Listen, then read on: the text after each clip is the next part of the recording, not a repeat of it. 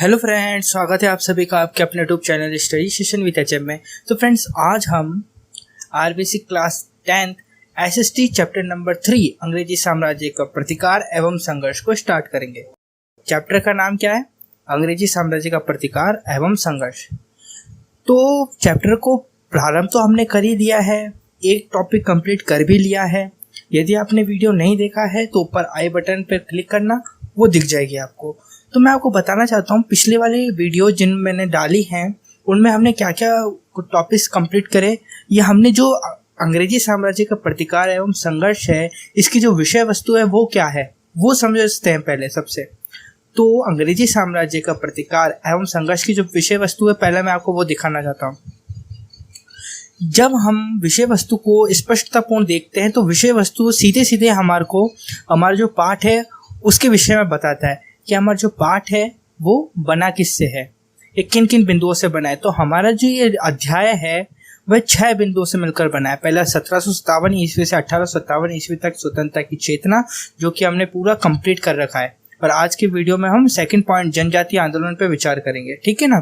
तीसरा, क्रांतिकारी संगठनों का योगदान, किसान आंदोलन, राजनीतिक आंदोलन और जनजातीय किसान एवं प्रजामंडल आंदोलन, जो कि राजस्थान के विशेष संदर्भ में है।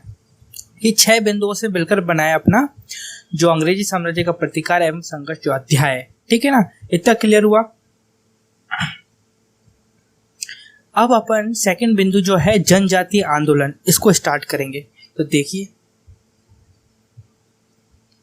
तो जनजातीय आंदोलन मैंने आपको जब फर्स्ट पॉइंट जो क्लियर करवाया था उसमें भी मैंने आपको भूमिका बताई थी सबसे पहले। तो जनजातीय जो आंदोलन है उसकी भी अपन भूमिका देखेंगे कि इसकी शुरुआत कैसे हुई। तो भूमिका से स्टार्ट करेंगे। तो भूमिका क्या कहती है वो देखें कि 23 जून 1757 ईस्वी को प्लासी के युद्ध के बाद ईस्ट इंडिया कंपनी ने बंगाल पर अपना नियंत्रण स्थापित कर लिया। हमने देखा था कि प्लासी के युद्ध के बाद ईस्ट इंडिया कंपनी ने पूर्ण बंगाल पर अपना नियंत्रण स्थापित कर लिया था, है ना। फिर इसके बाद क्या हुआ कि 1764 ईस्वी के बक्सर युद्ध के बाद ईस्ट इंडिया कंपनी की भारत को अंग्रेजी उपनिवेश में बदलने की प्रक्रिया प्रारंभ हो गई। यानी अंग्रेज अपना जो साम्राज्य है वो किसके अंदर विस्तारित कर रहा था? अंग्रेजों के अंदर, भारत के अंदर, ठीक है ना, उसमें साम्राज्य विस्तार कर रहा था। इस उपनिवेशीकरण की प्रक्रिया ने ही जन विद्रोह को जन्म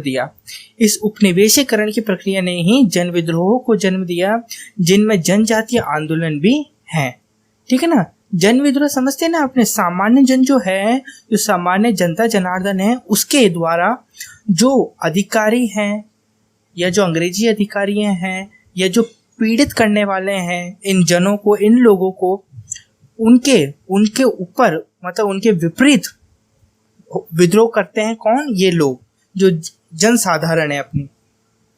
तो जनजातीय आंदोलनों का कारण जनजातीय लोगों द्वारा अपनी स्वतंत्रता के खो जाने, स्वशासन में विदेशी हस्तक्षेप, प्रशासनिक परिवर्तनों का होना, अत्यधिक करों की मांग, अर्थव्यवस्था का भंग होना आदि माना जाता है, ठीक है ना। अब जनजातीय आंदोलन का प्रारंभ तो कहाँ से हुआ? बक्सर के युद्ध और प्लासी के युद्ध से, ठीक है ना। अब ये जनजातीय आंदोलन के कारण क्या रहे कि जनजातीय आंदोलन क्यों हुआ? तो उसके कारण क्या रहे कि जनता के ऊपर स्वशासन चल रहा था, स्वशासन में जो विदेशी हस्तक्षेप हो रहा था, है ना, स्वतंत्रता के खो जाने का डर था, जो प्रशासनिक परिवर्तन थे उनका होना था, अत्यधिक करों की मांग थी, अर्थव्यवस्था का भंग होना आदि कारणों से ही जनजातीय आंदोलन विस्तृत रूप में आगे बढ़ा। इतना कंप्लीट हुआ। अब देखते हैं, आगे बढ़ते हैं। जो जनजातीय आंदोलन है वो कौन कौन से जनजातीय आंदोलन है मुख्य तौर पर जिन्हें हमें पढ़ने हैं, उनके ऊपर थोड़ा गहन अध्ययन करते हैं। देखिए, जनजातीय आंदोलन मुख्य तौर पर हमें बंगाल तथा पूर्वी भारत में जनजातीय आंदोलन जो है, जो विद्रोह है, उनके विषय में पढ़ना है। कहाँ पर? भारत जो है, भारत के पूर्वी भारत और तथा बंगाल तथा पूर्वी भारत में जितने भी जनजातीय विद्रोह हुए उनके विषय में अपन को पढ़ना है, ठीक है ना। तो वो कौन कौन से विद्रोह हुए, जनजातीय विद्रोह, उनको एक बार अपन सूचीबद्ध कर लेते हैं। तो देखो, पहला तो है सन्यासी विद्रोह हुआ, फिर दूसरा हुआ कौल विद्रोह। पहला सन्यासी विद्रोह, दूसरा कौल विद्रोह, तीसरा हुआ संथाल विद्रोह, चौथा हुआ भील विद्रोह और फिर लास्ट है रामोसी विद्रोह जो 5वां है, ठीक है ना। तो मैं आपको ये बताना चाहता हूँ यहाँ समझिए कि मैं आपको नोट्स भी यहीं दूंगा। देखिए, हैंड राइटिंग नोट्स से बहुत अच्छा होता है ई नोट्स यानी लिखे हुए जो टाइप्स नोट्स होते हैं ना, वो ज़्यादा बेहतर होते हैं किससे, हैंड राइटिंग नोट्स से। तो मैं आपको जैसे सन्यासी विद्रोह पढ़ाऊंगा, सन्यासी विद्रोह जब मैं आपको पढ़ाऊंगा तो उसके पास में ही जो जो अपन ने पढ़ा और जो जो उसके नोट्स बन सकते हैं वो मैं आपको पास में ही लिखा दूंगा, जिससे कि आपको बहुत सरलता पड़े कि अभी पढ़ा और हमने नोट्स भी हमारे पास ही तैयार हो गए। तो अगर आप लास्ट तक वीडियो देखते हैं तो आप बहुत सारा ज्ञान बटोर के जा सकते हैं। ठीक है, बस यही आग्रह है। अब चलते हैं आगे, सन्यासी विद्रोह से स्टार्ट करते हैं। तो देखिए, बंगाल पर अंग्रेजी राज्य स्थापित होने के बाद जब 1769 से 70 ईस्वी में भीषण अकाल पड़ा, उधर कंपनी के पदाधिकारियों ने कर भी कठोरता के साथ वसूले, है ना। यहाँ तो भीषण अकाल पड़ रहा है और वहां पर कंपनी जो वो कर जो होती है वसूल रही है, जो लगान होती है ना, वो कठोरता से वसूल रही है। तो सन्यासी कृषि करने के साथ साथ, जो हमारे सन्यासी थे वो सन्यासी कृषि करने के साथ साथ क्या करते थे, धार्मिक यात्राएं भी करते थे। तीर्थ स्थानों पर आने जाने पर प्रतिबंध लगाने से सन्यासी लोग नाराज हो गए। इन सन्यासियों की अन्याय के विरुद्ध लड़ने की परंपरा भी रही थी और उन्होंने जनता के साथ मिलकर कंपनी की कोठियों तथा कोषों पर आक्रमण कर लूट लिए।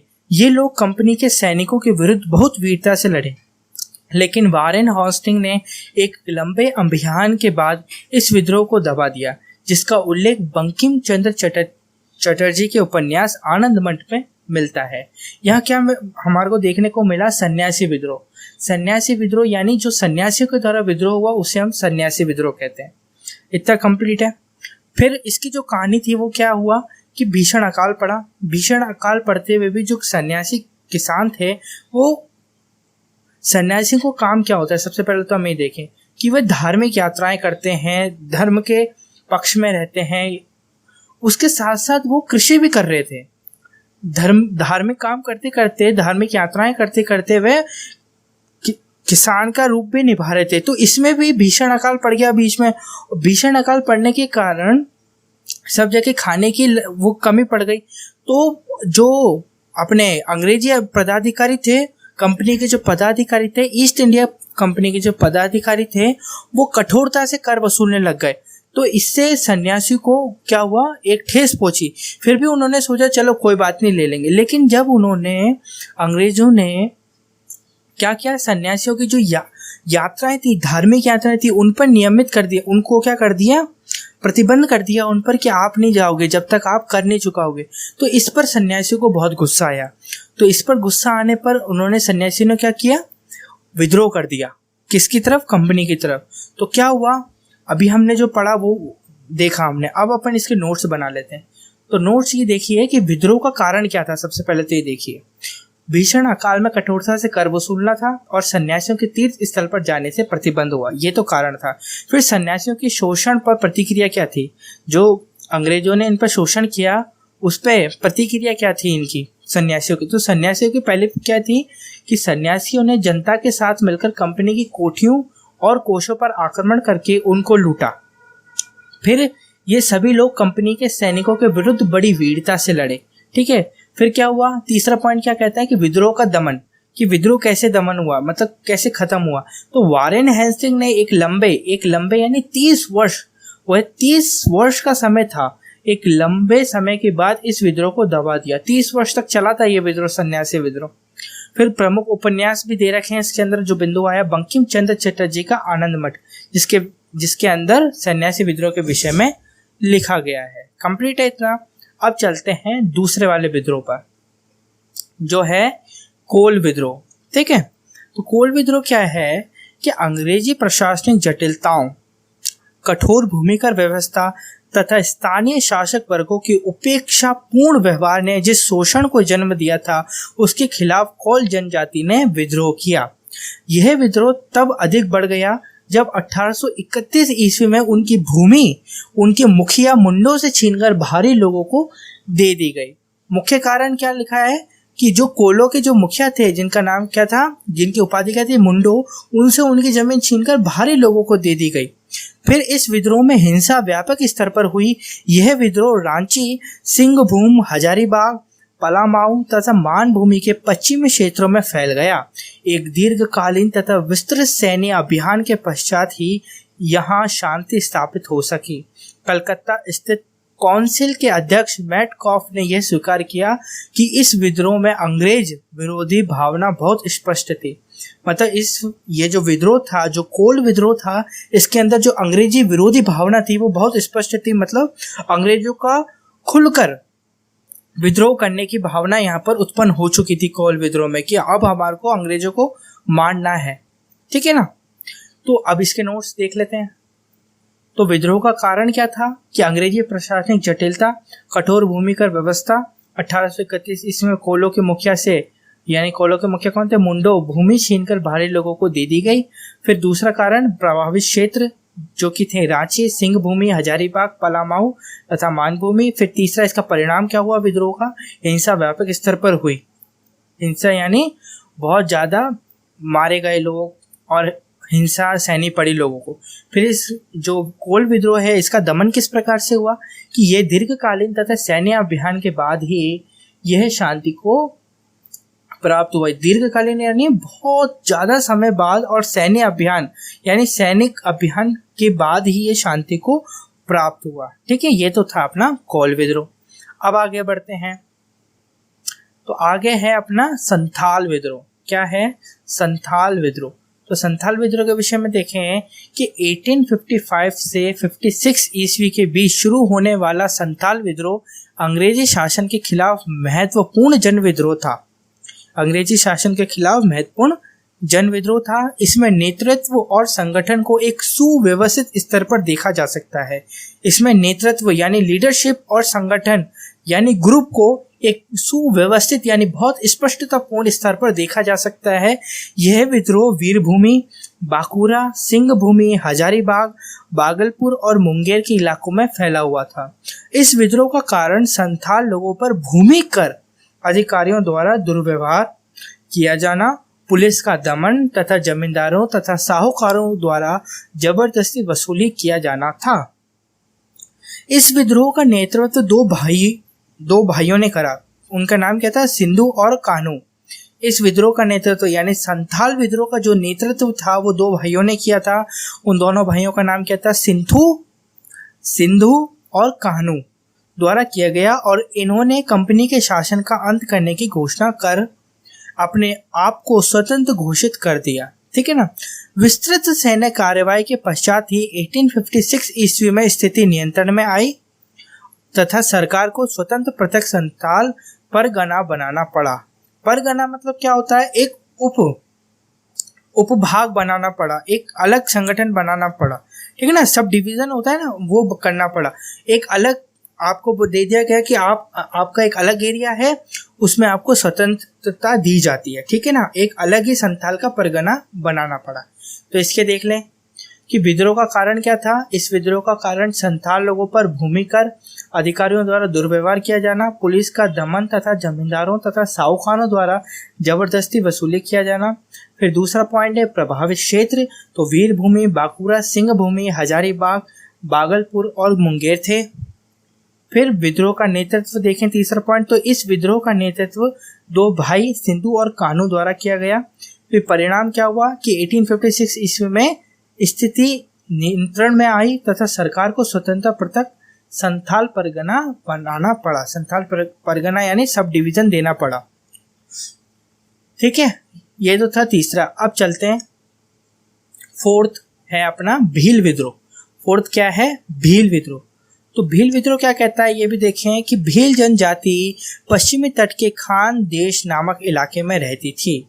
जो भील जनजाति थी वह पश्चिमी तट के खान देश नामक इलाके में रहती थी। 1812 से 19 तक इन लोगों ने अपने नए स्वामी अंग्रेजों के विरुद्ध विद्रोह कर दिया। कंपनी अधिकारियों को मानना था कि इस विद्रोह को पेशवा बाजीराव द्वितीय तथा उसके प्रतिनिधि त्रिकम्ब कजी दांगलिया ने प्रोत्साहित किया था। वास्तविक कारण कृषि संबंधी कष्ट तथा नई सरकार से भय था। अंग्रेजी सेना की अनेक टुकड़ियों इसको दबाने में लगी थी। अंग्रेजी सेना की बहुत सारी टुकड़ियां जो थी इस भील विद्रोह को दबाने में लगी थी। उन्होंने 1825 ईस्वी में सेवरम के नेतृत्व में पुनः विद्रोह किया तथा 1831 ईस्वी तथा 1846 ईस्वी में पुनः विद्रोह किए गए। बहुत सारे विद्रोह किए गए लेकिन अंग्रेजों द्वारा ये दबा दिए गए। फिर अपन इसके नोट्स पे चलें तो नोट्स कहते हैं इसके कि विद्रोह का कारण क्या था, कृषि संबंधी कष्ट और नई सरकार से वह। फिर सेकंड पॉइंट भील जनजाति के विषय में, भील जनजाति कहाँ रहती थी, तो यह जनजाति पश्चिमी तट के खानदेश नामक इलाके में रहती थी। फिर तीसरा बिंदु, विद्रोह का नेतृत्व किसने किया, तो कंपनी के अधिकारियों का मानना था कि इस विद्रोह को पेशवा बाजीराव द्वितीय तथा उसके प्रतिनिधि डांगलिया ने प्रोत्साहित किया था। और फिर इसके बाद सेवरम के नेतृत्व में पुनः विद्रोह हुआ लेकिन अंग्रेजों द्वारा इसको दबा दिया गया। क्लियर है। अब लास्ट चलते हैं अपन रामोसी विद्रोह पर। फिफ्थ जो है अपना रामोसी विद्रोह है। तो इसके विषय में क्या है, तो छोटा सा ही है। पश्चिमी घाट में रहने वाली एक जनजाति रामोसी थी। वह अंग्रेजी प्रशासन पद्धति तथा अंग्रेजी प्रशासन से बहुत प्रसन्न थे। 1822 ईस्वी में उनके सरदार चित्तर सिंह ने विद्रोह कर दिया तथा सतारा के आसपास के प्रदेश लूट लिए। 1825 से 26 ईस्वी में पुनः विद्रोह हुए। अधिक सैन्य बल से ही अंग्रेज इन विद्रोह को दबाने में सफल हुए। तो आज की इस वीडियो में हमने क्या देखा, अंग्रेजी साम्राज्य का प्रतिकार एवं संघर्ष में हमने क्या देखा। दूसरा पॉइंट स्टार्ट करा हमने जनजातीय आंदोलन। जनजातीय आंदोलन में हमने भूमिका देखी। भूमिका के अंतर्गत हमने क्या समझा कि किस प्रकार से जनजातीय आंदोलन प्रारंभ हुए, है ना, किस प्रकार से अंग्रेजों की हिंसात्मक प्रवृत्ति जो थी वो हमारे भारत देश पर कितनी प्रबल होती गई। तो उससे प्रभावित होकर हमारे जितने भी जनजातीय जो किसान थे, लोग थे, उन सब ने कितना आंदोलन या विद्रोह के रूप में उसको अपनी भावना को प्रकट करा।